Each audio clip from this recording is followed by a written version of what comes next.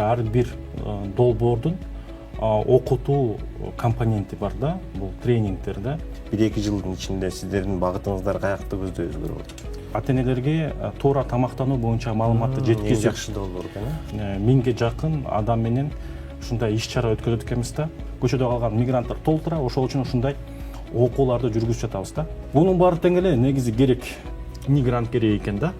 Анда жөнөкөйлөр барбайт. Окутууларыбыздын сапатын кадимкидей жакшырганын өзүбүз сезип атабыз.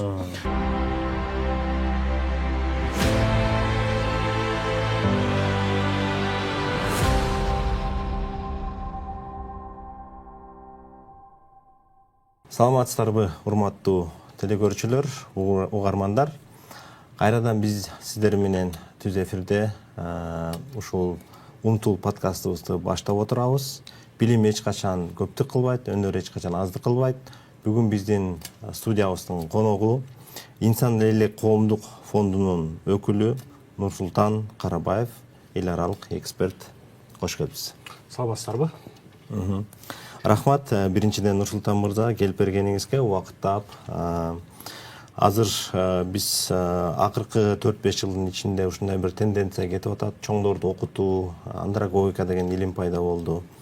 Ушу чоңдорду окутууда биз эч качан баягы кыргыздардын эмесинде, менталитетинде калып калган. Биз бир жолу окуу жайды бүткөнбүз болду, андан ары биз окубайбыз, картайып калдык, эми жана башка деген ар кандай ой пикирлерди жаңылоо боюнча ал ой пикирлер, эски ой пикирлер азыр деген биз жаңыланышыбыз керек. Окуу эч качан кеч эмес, кеч болсо да окусак болот, картайсак да окусак болот депчи, өмүр бою окусак болот деген ошондой чакырыктарды элге жайылтуу максатында, ошону элдин аң сезимин өзгөртүү максатында ушул подкасттарды уюштуруп атабыз. Анан сизди чакырган себебибиз дагы ушул, сиздер дагы көп жылдан бери ушул Инсан элек коомдук фондунун алкагында көптөгөн биздин кыргыз элине жардамы тийип аткан көптөгөн долбоорлорду, иштерди алып барып атасыздар. Ошол боюнча сиздердин башыңыздардан өткөн кандай бир тажрыйбалар болсо, элге журтка жеткизип, ошол боюнча бөлүшө кетсек деп чакырып отурабыз. Анда алгач сизге сөз берели, ошол фонд тууралуу кыскача бир айтып берсеңиз, андан ары кептуласак. Саламатсыздарбы? Чакыргыңыздар үчүн чоң рахмат. Инсан элек коомдук фонду 2000 жылдан бери иштеп келе жатат. Ошол жылы 25 жылдыгын өткөрөт.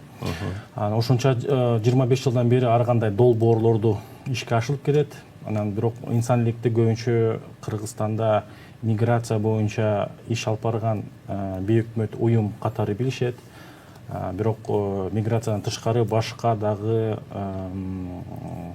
долбоорлору бар. Ал болсо мектеп тамак аш долбоорлору, элеттеги кыз келиндердин социалдык экономикалык абалын жакшыртуу боюнча долбоорлор, укуктук билим берүү боюнча долбоорлор, андан тышкары кандайдыр бир инновациялык долбоорлор менен иш алып барып келет. Азыркы маалда бир активдүү 4-5 долбоор бар. Анан биз албетте ар бир долбоордун окутуу компоненти бар да, бул тренингдер да. Анан биз ошо улууларга 25, 30, 40, 50 жаштагы эже байкелерди ар кандай тематикада окутабыз. Мисалы үчүн миграция болсо, чет мамлекет чыгарынасында тепкичтер, кандай тепкичтерди өтүш керек жөнүндө коопсуз миграция деген миграция боюнча ошо тренингдер өткөзүп, аларга кетердин астында даярдайбыз да. Анан ошо өзүнчө бир кичинекей видеолорду кылабыз, мындай онлайн, офлайн дагы иш-чараларды өткөзөбүз. Эң негизги максатыбыз ошо биздин жарандар кандайдыр бир билим алып калса экен деген. Мисалы ошол апрель-май айында ар бир ай сайын эле жок дегенде бир 1000ге жакын адам менен ушундай иш-чара өткөзөт экенбиз да. Ар кайсыл жерде. Бир жерде балким бир күн толук 30тан кем эмес адам, кээ бир учурда 200 адам болуп калат. Мисалы үчүн ошолорго бир күн кечке ошо тренинг өткөзөбүз. коопсуз миграция боюнча өзүнчө мындай бир буклеттерибиз бар. Ошону кыска нуска бир күндө маалыматты жеткизгенге аракет кылабыз. Анан албетте бизде дагы мындай сын пикирлер болот. Бир күндө коопсуз миграция жөнүндө адамдарга маалыматты жеткизе албайсыңар деген.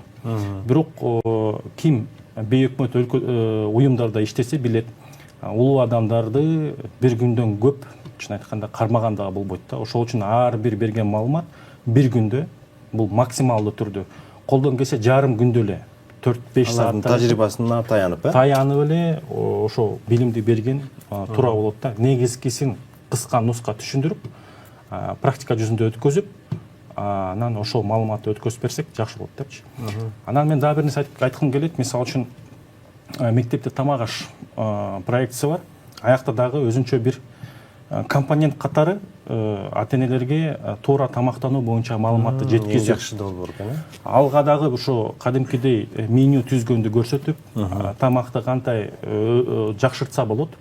Бизде менталитет деп коет, бирок көбүнчө эт шорпо менен эле балдарды берип ошо тойгузуп жүрсөк эле балдарга бул пайдалуу тамак деп ойлошот. Бирок ошо долбоордун алкагында ар кандай туура тамактануу боюнча тренингдер өткөрүлүп, балдардын аң сезимине, физиологиялык нормаларына жана билим эс тутумун жакшыртуу үчүн кандай меню кылыш керек, ата-энелерге дагы окутуулар жүргүзүлөт.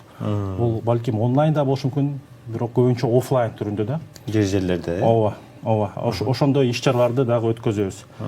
Бунун баары тең эле негизи керек.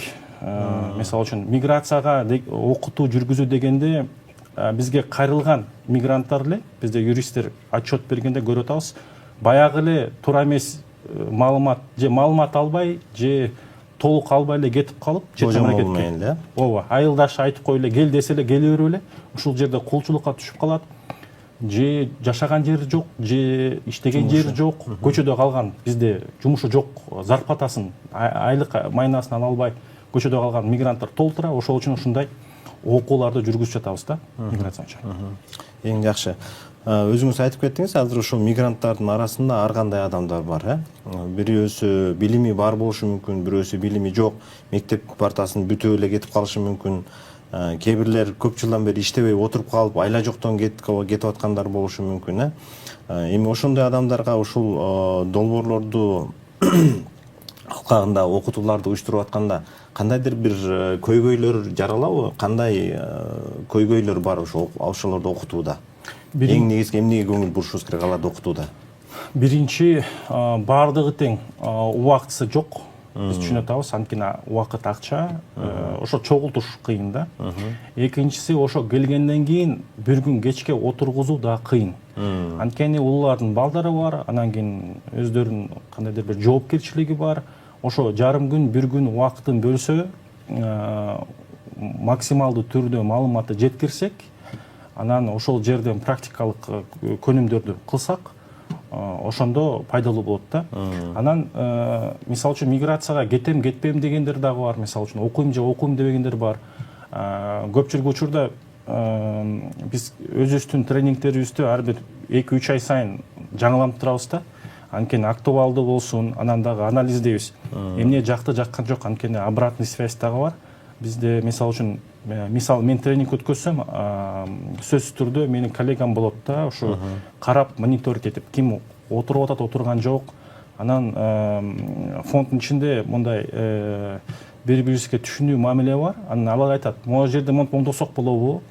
Анан сунуш киргизип, ошо конструктивдүү. Азыркы маалда биз уже теорияны азыраак берип, көбүнчө практика түрүндө окутуш керек дегенге таянып атабыз да.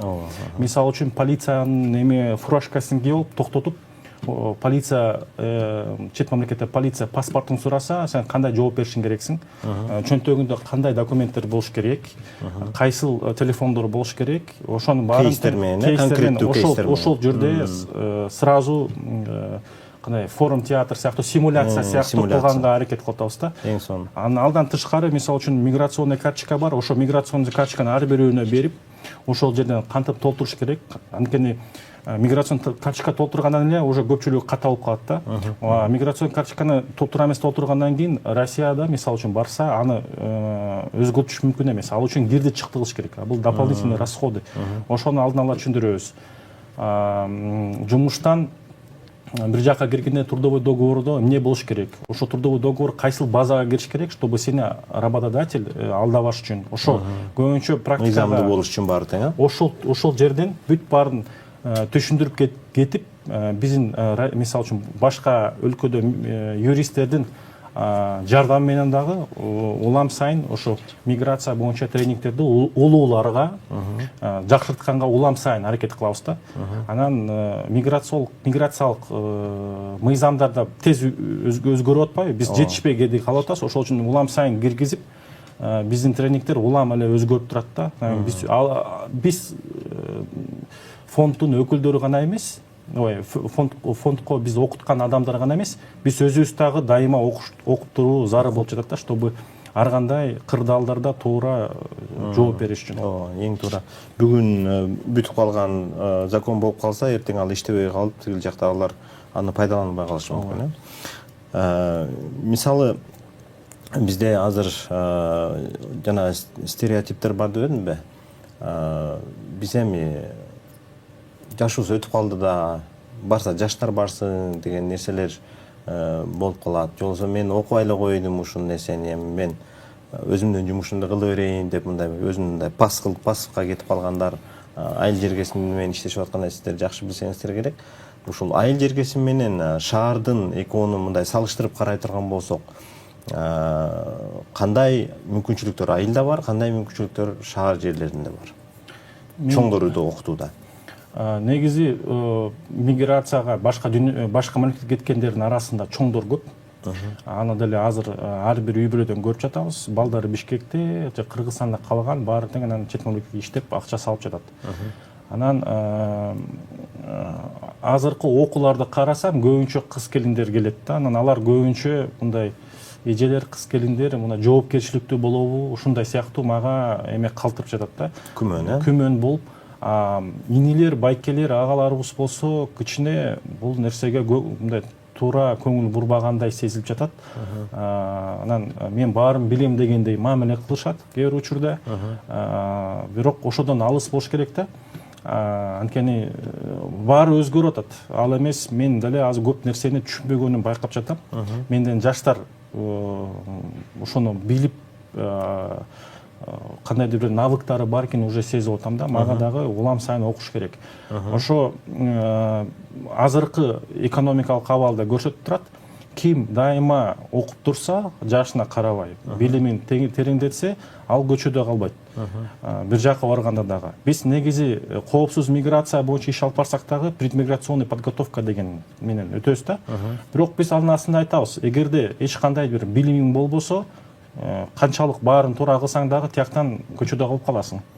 Анткени сен эч нерсе кылганды билбейсиң. Бияктан бирдемсе үйрөнүп, кадимкидей оңдогонду, жазаганды кол менен ошону үйрөнүп барсаң, бияктан дагы бүт мындай ошол нерсенин устасы болсоң, тияктан дагы көчөдө калбайсың деп. Ошол үчүн баарын айтып кетет элем, улууларга дагы ошо дайыма билимин тереңдетиш керек. Анан эжелерибиз, карындаштарыбыз эмнеге окугандан тартынбайт. Аларда амбиция бар. Азыр көрүп жатабыз, бизде феминизация деп коет, ошо миграцияга аялдар барып атат. Эмнеге дегенде эркектерибиз балким черный списокко түшүп калды, же орукчан болуп калды. Ар кандай да, ажырашкандар деле бар, мисалы үчүн. Бүт жалгыз бир эжелер же апалар бүт үй бүлөнү баккандар да бар да. Алар болсо ошо бир жака барардын астында аябай жоопкерчиликтүү карайт да. Ошону чын эле изилдеп, бизге жазып, сурап, билимин тереңдетип анан кетип атат да. Алар да кеткендин астында да кадимкидей пландаштырат. Негизи окуу деген бул пландаштыруу да, бирдемсе кылам депчи. Анан ошо проблемалардын көйгөйлөрүнүн бири ошо бизде ошо кичине жоопкерчиликтүү эмес, балким ошо билим алууга көмөк болуп калат. Ооба. Мындай суроо жаралып атат да, азыр көпчүлүгү буга чейин мисалы Россия Федерациясына эмгек миграциясына кетип жүргөн болсо, акыркы убактарда көбүнчө Европадагы аябай талап күчтүү болуп атат. Биздин чет өлкөлүк өнөктөштөр менен сүйлөшсөк, алар дагы айтып атат, Европада деген эми бул жерде ачык эле сүйлөшө турган, элдин баары маалыматы бар нерсе, Европада деген жаштар өтө аз, иштей турган мүмкүнчүлүгү бар адамдар аз, ошондуктан биз бул жактан тартууга муктаждык бар дешип атат да. Анан азыркы учурда сиздер менен иштешип аткан адамдардын көбүнчөсү эмнеге, кандай көндүмдөргө даярдап, анан кайсыл жактарга жөнөтсөк болот? Миграция тууралуу сөз болуп калды, ошол жөнүндө да ачыктап койсок. Мисалы үчүн булга чейин дагы эле лидер Орусия болуп атат. Калп айтпасам 330дан 1000ден ашык биздин жаран Россия Федерациясында расмий түрдө бар. Албетте саны кыскарды, бирок анчалык көп эмес. Ошо акыркы окуялар болсо дагы барып атат. Эмнеге дегенде орус тилдүү мамлекетпиз да. Эгерде англис тилдүү мамлекет болгондо, албетте Европага көбүнчө каттамак. Анан азыр Америкага аябай 1-2 жыл мурда катуу биздин Кыргызстандан барып калган, бирок акыркы мыйзам Трамп президент болгондон кийин азыр кайра токтоп калды. Эми Канада турат. Канадан дагы аяка барыш да оңой эмес. Аяка да билимдүүлөр керек. Алака мен калп айтпасам 1 миллиондон көппү мигрант керек экен да. Анда жөнөкөйлөр барбайт. Эми тил билгендер, ким бакалаврда окугандар, кандай бир жакшы кесипти алгандар, кандайдыр бир достижениясы барларды алат да. Анан Европага кетип атат, албетте. Ал кеткен, Европага кеткен мигрант менен Россия менен кеткен мигранттын экөө эки бөлөк. Европага баргандар көбүнчө билими бар, тилин билет, магистратурага окуганга баргандар. Анан биздин фонддун мүдүрлөрү 1 жыл мурда, калп айтпасам, Германияга ошо барган, жумуш сапары менен. Ошондо биздин посольство менен жолугушканда, посольствонун ачык эле айтыптыр, бизде мындай чоң проблемалар эле болбойт, анткени көбүнчө билимдүүлөр барып атпайбы? Эки бөлөктө Россияга баргандар көбүнчө мындай билими жетишпегендер балким, айыл жергесинен, орто мектепти бүт эле ата-энеси эчтен карабай кетирип коет да. Кыска мөөнөттүү бир курска өтө коюп, сварка жана башка бир керектүү нерселерди окуп калып эле. Ошол проблемадан, конечно, азыр Германияга кеткенге аракет кылат. Германия былтыр айткан, Центральная Азия мамлекеттеринен Кыргызстан, Өзбекстан, Казакстан, Таджикистан, Түркменистан балким ошо 5 мамлекеттен 100 000 адамга чейин, 100 000 мигрантка чейин 2030-жылга чейин 100 000 мигрант алабыз деп. Мисалы, Германия ачык, бирок Германияда эле ар кимди ала бербейт. Тилди билген, алар өздөрү окутуп дагы андай кылып кетишет. Анысы бар. Англияга барып атат, сезондук жумуштарга. Ал болсо 5-10 000 киши эле. Мен билишим боюнча бир 5 000 киши бул деле аздык кылат да. Алдан тышкары мына Кореяга аракеттер бар. Алга деле 1 000 2 000 эле киши. Японияда, мисалы үчүн Турцияда мен билишим боюнча бир 30-40 000 адам расмий түрдө иштейт. Бирок ошонун баарын кошкондо деле Россия Федерациясынын жарымысы болбойт да азыркы маалда. Ошол үчүн чет мамлекетке чыгарыш үчүн көбүрөөк тил маселесин караш керек. Анан ошол чет мамлекеттеги өкүлчүлүктөр менен мындай бир расмий иш алып барып, ошо кандайдыр бир санын жөнөтүш керек да, ошону сүйлөшүш керек да, акырындан. Гарантия катары, Эми ушул фонддо сиздер азыр иштеп аткан эксперттер, координаторлор баягы дайыма сиздер билимди жакшыртып, жаңыртып турабыз деп атасыздар. Акыркы тенденция кайсыл жака бурулуп атат? Сиздердин азыркы жакынкы бир 2 жыл, 3 жыл дейли, азыр мурункудай стратегияны 5 жыл деп карабай калдык. 1 жылдын ичинде эле стратегиялар алмашып кетип атат. Ошондуктан балким жакынкы 1-2 жылдын ичинде сиздердин багытыңыздар каякта көздөйбүз көрүп атат? Багыт Россия Федерациясы калат. Бирок көбүнчө биз албетте эми Европа мамлекеттерге аракет кылабыз. Ошо Германия мамлекетинин тил маселеси менен окутканга балким ошо Германияга жөнөткөнгө, ошону даярдап, өнөктөштөр менен иштеп, балким дагы ошо араб мамлекеттер менен да иштешип көрүш керек деген ой болуп атат да. Биринчиден мусулманчылык, мусулман мамлекетпиз, экинчиден ошо мусулман мамлекетке да даярдаш керек. Эгерде ошо араб мамлекеттерге дагы мындай мигранттар иштеген адамдар керек болсо жөнөтүш керек, эмнеге жок.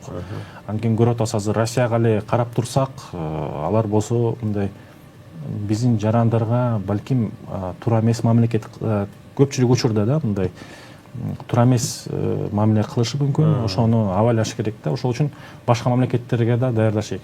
Бирок бир эле орус мамлекети ушундай туура эмес мамиле кылат дегенен алыс болуш керек. Биздин мигранттар дагы билип билбес деле ката кетиргендер көп. Ошону да алдын ала айтыш керек да. Эми ошол да жоопкерчилик кетерин астында биздин жарандар дагы сезсе, өздөрүнөн ката кетпеш керек. Ооба. Ошо ката кетирбесе дагы жакшы болот эле да. Бирок ката кетирбей деле ошол жерден кармалгандар бар. Аны дагы унутпаш керек. Бүт жактан да ар кандай болуп атат. Ал жерде дагы полициялар кандай экенин биз көрүп турабыз. Вот сиздердин фонддун тренерлери, эксперттерди сиздер кантип даярдайсыздар? Каяктан аларды топтойсуздар? Мисалы региондордо окутууда каяктан аласыздар тренерлерди? Бизде негизи долбоорлор көп. Ошол долбоорлордон калган биздин партнерлор, тренерлер, координаторлор биздин реестрде бар. Долбоорлор билесиздер, көбүнчө Кыргызстанда азыркы маалда 1 жылга чейин максималдуу түрдө болуп атат. Мындай 2-3 жыл подряд боло турган долбоорлордун мен санын көп көрө элекмин.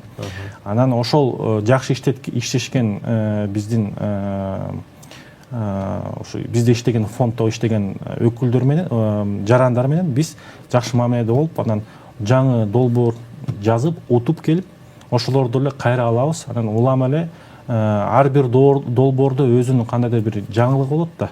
Ошого ылайык алар менен технический задание кылып, ошо менен сүйлөшүп, каждый раз улучшать этебиз да. Анан алдан тышкары биз өзүбүз дагы эксперттерди чакырабыз. Алар бизге түзүп берет, карайт бир сыйра, алардын да оюн угабыз. Ушинтип эле улам сайын материалдар жакшы боло берет да. Мен мурда, мисалы үчүн 2 жыл мурда ойлоп жаткан долбоор жакшы деп ойлогон, азыркы маалда түшүнүп жатам, что ал долбоор ал кезде мисалы үчүн балким кичине бир жерден жакшы эмес болуп аткан. Жыл сайын ушу тажрыйба алган сайын долбоорлорду, материалдарды, окутуулардын сапатын кадимкидей жакшырганын өзүбүз деле сезип атабыз. Анан ошо ар бир жолугушууда айтуу менен дагы, көрсөтүү менен дагы, симуляция оюндар менен тышкары биз мындай буклеттер жасайбыз. Буклеттер бат эле кетип калат да. Айтпайм, бир айда бир 1000 киши менен иш-чара өткөзүп кетебиз да. Ошондо ар бир 3 ай сайын буклеттерди алмаштырганга туура келет. Бир нерсени кошобуз, салабыз, презентация дагы ошондой сыяктуу. Ар бир жарым жылда жок дегенде 1-2 жолу өзгөртөбүз. Ар ким айтат, биякта киргиш керек болуп атат. Бул болсо кереги жок азыркы маалда. Буну кошуш керек деп, улам сайын кошуп, балким алып салып, ошо замандын, убакыттын талабына жараша жасайбыз да иште. Нурсултан мырза, мындай эми жеке өзүңүзгө тиешелүү суроо берсем деп атам. Мисалы сиз азыр мында канча жылдан бери өзүңүз окуп, өзүңүздү өстүрүп келатасыз да. Азыркы учурда сиз дагы кандай көндүмдөрдү өзүңүз мындай жакшыртып, дагы эмнелерди окуп, үйрөнгүңүз келет? Кыргыз тилин аябай мыкты деңгээлде сүйлөгүм келет. Бул чын эле көйгөй. Ошо элет жерине барганда аябай сезилет да. Менин мындай адабий кыргыз тилим жетиштүү эмес экен. Анан азыркы маалда биз түшүнүп атабыз, адамдарга азыр бир навыкты үйрөтүү үстүндө көбүрөөк иштешек болот да. Ошол үстүндө иштесем, балким дагы бир кадамга балким дагы өсмөкмүн деп ойлойм да. Ошондой мисалы окутуу борборлор биздин жарандарга кандайча мындай кызмат көрсөтүш керек? Мисалы сиз кыргыз тилин үйрөнүү боюнча кимге кайрылат элесиз? Мага чын айтканда ушу китеп, адабий китеп окусам эле мага ошо жетиштүү болмок деп билем да. Ошо убакыт керек болот да. Ошону бир адабий китептер көбүрөөк окусам эле алып кетмекмин деп ойлойм да. Бирок булакка дагы өзүнчө бир практика керек, бир киши мындай айтып туруш керек, ментор керек. Анан мисалы үчүн мен осознанно келип атам ошолгочу. Анан кээ бирлерге окутсаң дагы пайда чыкпагандар да бар да. Анан ушундай центрлер болсо өзүнчө балким бейөкмөт эмелерге, уюмдарга ошо презентацияларын которуп берип ушул жерден чогуу мындай репетиция кыла тургандай жакшы болмок да практика жүзүндө.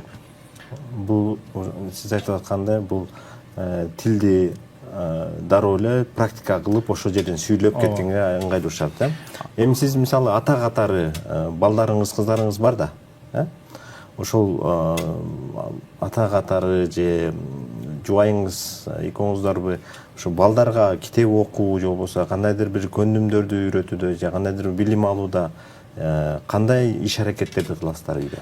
Ата эненин компетенциясы кандай болуш керек? Менин кызым ушул жылы 1-классты бүтүп атат, бирок кичинекейинен тили орусча чыкты да. Бул көйгөй. Анткени эми YouTube'ду койгондо бардык контент ошо орус тилде болгон үчүн, кызыктуу контент дагы орус тилде болгон үчүн кызым тили орусча чыкты. Бирок кызымды 69-чу мектепке кыргыз тилдүү мектепке бердим да. Азыр анча-мынча кыргызча сүйлөп калды. Бирок биз китеп окучубуз. Бул дагы китеп окуп, аракет кылып, ата эне чарчаса дагы убакыт бөлүш керек экен. Жок дегенде жумасына 2-3 жолу отуруп бир китеп чогуу тандап, бирдемсе сүрөт тартып сүйлөшкөнгө аракет кылыш керек. Анан кандайдыр бир форматтагы, бир жаңы форматта бир ойлоп табыш керек да. Контент болобу, анткени көбүнчө YouTube'дан карап атпайбы. Бизде азыр карасам контенттер жакшылар бар. Бирок мындай ар кандай эмес да. Кызыктуу болуш керек. Биз азыр орус тил деп коебуз, бирок англис тилде контент алынан да сонун. Ошо бизде чыгармачылыктан көбүрөөк көңүл бурулса, мен деле кээде ойлоп жүрөм, ошо бир контент чыгарып бир нерсе мындай бир долбоор кылсамбы депчи балдарга. Биринчи ирет өзүм балдарыма, анан башкалардын дагы балдарына мындай бир 5-10 серия боло турган бир кызыктуу, бир пайдалуу долбоор болуп, ошо балдарга кыргыз тилде кызыктуу. Эми биздикилер да кичине тартынышат, мен байкайм да. Элдер эмне ойлойт депчи. Азыр сөзүңүзгө каралжы, азыр мисалы оюн аркылуу окутуу дегенди биз дагы жайылтып атабыз. Анан ушул бизде доктрина чыкпадыбы? Уңгу жол депчи. Уңгу жол дегенде доктрина чыкты. Анан биздин өзүбүздүн кыргыздын салтында пайдалуу болгон бир оюндарды, нарыктарды, населдерди, традиция, улуттук бир маданиятты, жанагы ошо жана башкалардын баардыгын өзүбүздүн ушул чоңдорду окутууда, балдарды окутууда ошол нерселерди дагы пайдалансак жакшы болот эле деген бир эксперттердин чечими келип атат да. Үйдө кыргыздын оюндарын же улуттук оюндарды же бир кандайдыр бир нерселерди ойноону кандай карайсыз? Аябай сонун. Азыр мен карадым да, сиз айтып атпайсызбы? Бизде сонун салт оюндар бар, чүкө оюну. Эмнеге мындай бир жакшы деңгээлге чыга элек дагы эле? Анткени кече күнү эле бир эмени көрдүм, мисалы үчүн Финляндияда хобби хортинг деген бир оюну бар экен, бир болбогон эле. Ага караганда чүкө 10 эсе кызыктуу го. Эмне ошо мындай бир аябай заманбап кылып, аябай жакшы промоушен кылып, кадимкидей эле спорттой кылып кылса, укмуш эле спорт да бул. Эң негизгиси бул чүкө доступный болуп атпайбы? Бул футбол сыяктуу болушу мүмкүн. Анткени футболго эмне керек? Топ эле керек, анан эки таш коюп койсоң барата болот, ойной берсе болот. Чүкөнү болсо, ошо кадимкидей альчиктер деле ойноп, ошо сатып, мисалы шахмат сыяктуу эле кылса болот да. Аябай кызыктуу оюн. Мисалы үчүн дагы кандай жакшы оюндарыбыз бар. Тогуз корголду дагы мындай бир топтош, ошолорду дагы мындай бир жакшы деңгээлге неге дагы эле чыгара албай атабыз. Анын биз баягы ценности деп болсо баалуулугун жакшы биз балким жеткире албай аткандырбыз. Ошол боюнча дагы көптөгөн иштеп аткан уюмдар бар экен. Балким ошолор тууралуу да биз кийинки подкасттарда буюрса сүйлөшөбүз. аларды да чакырганга аракет кылабыз. Анан биздин уюшуп аткан чоңдорго болсун, мугалимдерге болсун, ата энелерге болсун жазалап аткан иштердин баардыгында ушул улуттук оюндарды да киргизгиле деп атабыз. Киргизгиле деп эле айтып койбостон биз аларга сиз айткандай көрсөтүп да берип атабыз. Минтип ойногула балдар менен, эмоцияңарды жашырбагыла, оюнчуктап келип берип коюп ойногула деп коюп эле калып калбастан өзүңөр чогуу ойноп, алар менен аралашкыла деп атабыз да. Дагы бир нерсе айтып койдум. Эмнегедир бир жакшы сериал же кино, мисалы үчүн Чүкө же Тогуз Коргол жөнүндө жок. Азыр карасак, ар бир оюн, бул бир спорттогу элдештиктер боюнча дагы мындай кинолор, сериалдар бар. Дагы бир идея да. Дагы бир идея, кино тартса. Эмне үчүн кылынбайт? Кандай бир драматический ситуация кылып туруп, ошо Чүкө менен жеңип аягында бир эме Америка ошонтип эле болбогон бир эмени оюндарды ошонтип эле эме кылып атпайбы, астыга чыгарчы. Сиз айткандай промоушен кылсак болчу да экен, кино аркылуу. Биз киного аябай тез барып эме көнүп, биздин кыргыздын кинолору даңкталып атпайбы. Жакшы, анда эмесе сизге эркин микрофон. Бир 2 минут биздин телекөрүүчүлөргө кайрылсаңыз, анан подкастыбызды жыйынтыктасак. Урматтуу телекөрүүчүлөр, окуу деген өтө кыйын, бирок анын результаты, жыйынтыгы аябай жакшы болот. Ким окуса, ким аракет кылса, ошо окулганын практика жүзүндө ашырса, аягында жакшы жыйынтыктарга жетет. Бул жол оор жана көп убакыт талап кылат, бирок аягы, жыйынтыгы аябай жакшы болот. Рахмат. Назарыңыздарда Умтул подкаст болду. Билим эч качан аздык кылбайт, өнөр эч качан көптүк кылбайт. Саламатта калыңыздар.